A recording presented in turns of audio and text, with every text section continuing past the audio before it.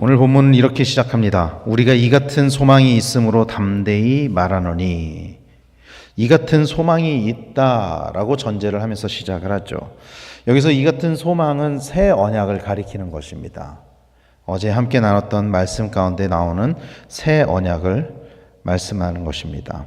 옛 언약보다 새 언약이 더 영광스러운 것이고 옛 언약보다 새 언약이 더 우월한 언약이다 라고 종합적으로 결론을 내리면서 시작을 하는 거예요. 돌판에 새겨진 언약보다 예수 그리스도로 인해 얻게 된 그 새 언약이 영원한 언약이다 라고 말씀을 하고, 그런 가치를 가지고 담대히 이후의 말씀을 이어가고 있는 것입니다. 제가 담대히라는 표현을 썼잖아요. 오늘 본문에서도 담대히 말하노니 이렇게 이야기를 하거든요.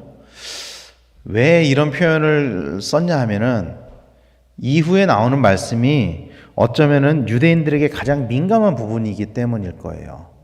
민감한 부분을 언급하고 있기 때문에. 바로 이 이후에 바울은 모세의 율법에 관한 말씀을 하고 있어요. 모세에 관한 말씀을 하고 있어요. 오늘 보면 13절은 이렇게 말씀하고 있습니다. 우리는 모세가 이스라엘 자손들에게 장차 없어질 것의 결국을 주목하지 못하게 하려고 수건을 그 얼굴에 쓴 것 같이 아니하노라.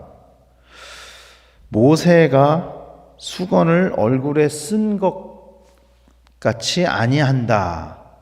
일종의 모세가 했던 어떤 행위, 그 수건을 쓴 행위를 부정하고 있는 거예요. 이것은 모세의 행위, 모세를 부정한다는 것은 당시의 유대인들, 율법주의자들에게는 굉장히 민감한 문제였죠. 그렇다면 모세가 이 수건을 쓴 것이 어떤 사건이냐? 출애굽기 34장에 보면은 모세가 수건을 쓰는 장면이 나와요. 34장 33절에 모세가 그들에게 말하기를 마치고 수건으로 자기 얼굴을 가렸더라. 이렇게 말씀을 하고 있습니다. 이 출애굽기 34장은 어떤 장면이냐면은 모세가 십계명 돌판을 가지고 백성들에게 내려오는 장면이에요. 시내산에서 40일 동안을 금식하고 음식도 물도 마시지 않고 하나님과 함께 있다가 하나님으로부터 십계명 돌판을 가지고 내려올 때의 모습이에요. 그때 모세의 얼굴에 광채가 났었고 그 광채로 인해서 백성들은 모세에게 다가가는 것을 두려워했습니다. 그러나 모세가 그럼에도 백성들을 불렀을 때 그들이 모세에게 다가갔고 모세를 통해서 하나님이 하신 말씀을 들을 수가 있었죠. 아마 말씀만 들었던 것이 아니라 십계명 돌판도 볼 수 있었겠죠. 그때 모세는 이스라엘 자손이 자신의 얼굴에 광채를 보는 이유로 얼굴을 수건으로 가렸습니다.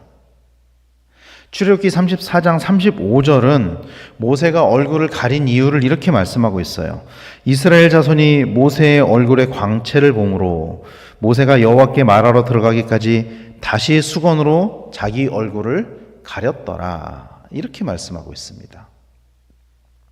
그렇다면 모세가 왜 수건으로 얼굴을 가렸냐? 모세가 수건으로 얼굴을 가린 이유가 무엇일까? 이것에 관해서는 여러 가지 견해가 있습니다.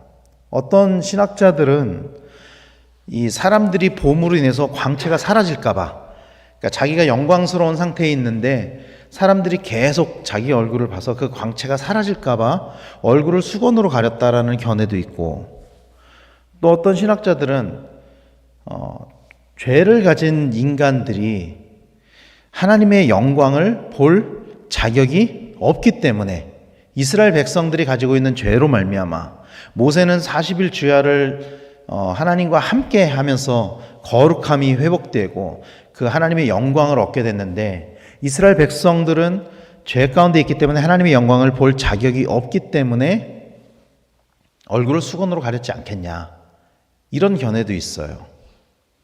하지만 가장 타당한 견해로 인정받는 것은 모세가 자기의 얼굴에 광채가 나는 것이 일시적인 것을 알았고 이스라엘 백성들이 그 광채에 현혹돼 가지고 이 모세의 얼굴에 광채가 나는 것, 또 이 십계명 돌판에 영원한 가치를 부여하는 것을 막기 위함이다. 이 견해가 가장 타당한 견해로 인정을 받고 있어요. 신학자들 사이에서는. 그러니까 이게 무슨 뜻이냐면은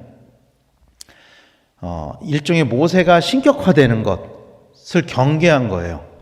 모세의 얼굴의 광채가 영원한 것이 아니고 이 십계명 돌판도 영원한 것이 아닌데 그 광채를 보면서 사람들이 영원한 것으로 여길까봐, 신격화시킬까봐 얼굴을 수건으로 가렸다라는 것이죠. 이 십계명 돌판에 새겨진 언약은 영원한 언약이 아닙니다. 모세도 알고 있었던 것 같아요. 근데 사람들이 그것을 영원한 것으로 착각할까봐 얼굴에 수건을 썼다라는 것이죠.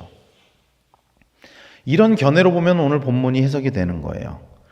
그리고 이것은 정확히 바울이 이 모세가 얼굴에 수건을 쓴 것을 해석한 것과 일치하는 신학자들의 견해인 거죠. 오늘 본문에서 바울은 모세가 수건을 쓴 이유를 13절에서 이렇게 말씀하고 있습니다. 우리는 모세가 이스라엘 자손들에게 장차 없어질 것의 결국을 주목하지 못하게 하려고 수건을 그 얼굴에 쓴 것 같이 아니하노라. 이렇게 말씀하고 있습니다. 모세의 의도가 옛 언약에 주목하지 못하게 하려고 수건을 쓴 것이다. 바울은 이렇게 해석하고 있는 거예요.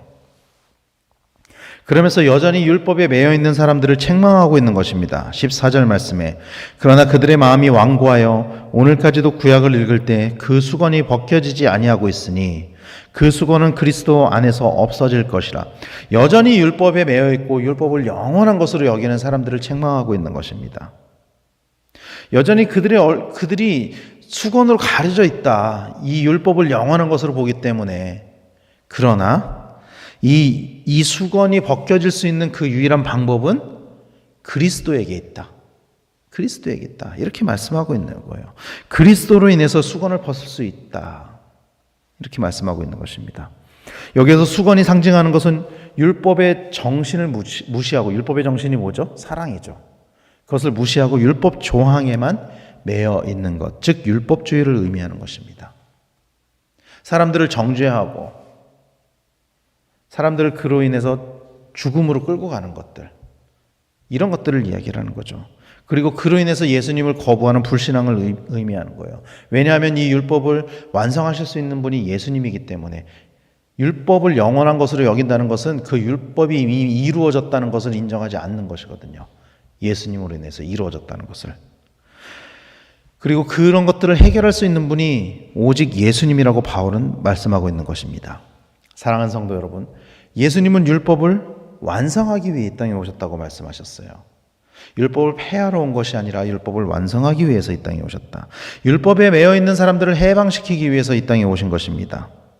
이것을 단적으로 나타내주는 사건이 예수님께서 십자가에서 운명하실 때 성소의 휘장이 둘로 갈라진 사건입니다. 쪼개진 사건입니다. 우리가 아는 것처럼 예수님께서 십자가에서 운명하실 때 성소의 휘장이 둘로 나누어졌습니다.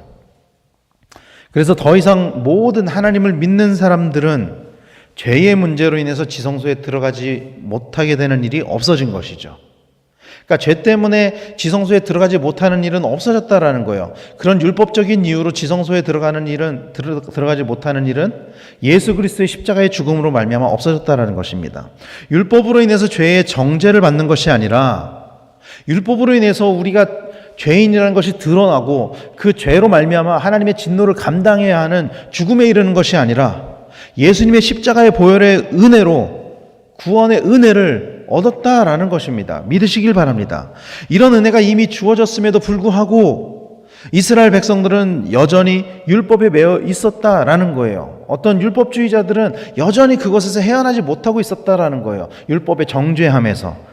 그래서 바울은 그것을 이렇게 표현한 것입니다. 15절 말씀에 오늘까지 모세의 글을 읽을 때 수건이 그 마음을 덮었도다.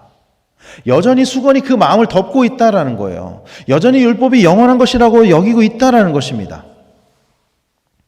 분명한 사실은 바울은 그 수건을 벗어야 하고 수건을 벗는 방법을 오늘 본문에서 말씀하고 있다라는 거예요. 16절에 보면은 언제든지 주께로 돌아가면 그 수건이 벗겨지리라 말씀하고 있어요. 언제든지 주께로 돌아가면 그 수건이 벗겨질 것이다 말씀하고 있습니다. 여기서 돌아가면으로 쓰여진 헬라어가 에피스트레프세라는 단어, 좀 어렵죠? 저도 잘 모르는 단어예요, 사실.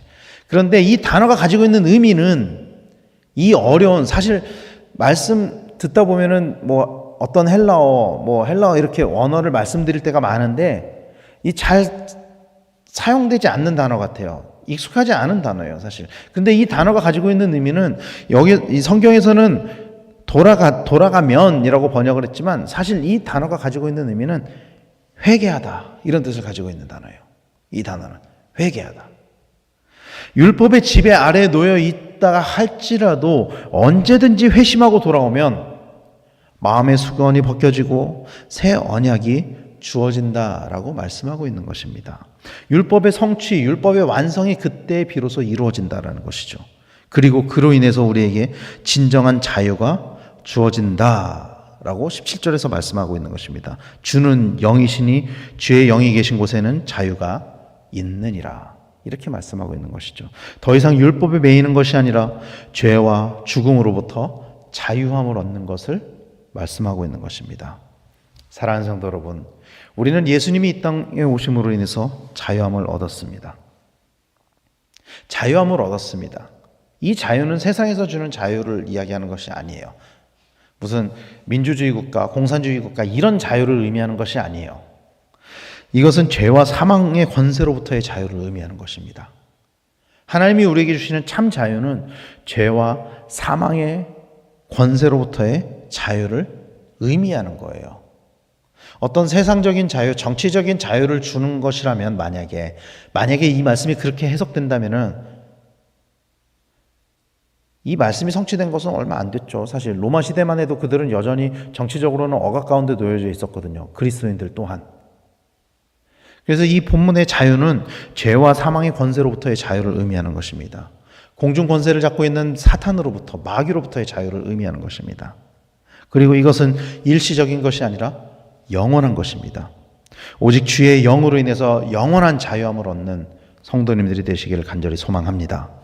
율법의 정죄에서 벗어나서 보혈의 공로로 얻는 자유를 누리시기를 축원합니다. 그래서 바울은 로마서에서 이렇게 선언합니다. 로마서 8장 1절 2절 말씀입니다. 그러므로 이제 그리스도 예수 안에 있는 자에게는 결코 정죄함이 없나니 이는 그리스도 예수 안에 있는 생명의 성령의 법이 죄와 사망의 법에서 너를 해방하였음이라. 아멘. 예수 그리스도를 믿는 자에게 참 자유가 있다는 것을 믿으시길 바랍니다. 그리고 그것은 전적으로 하나님의 은혜입니다.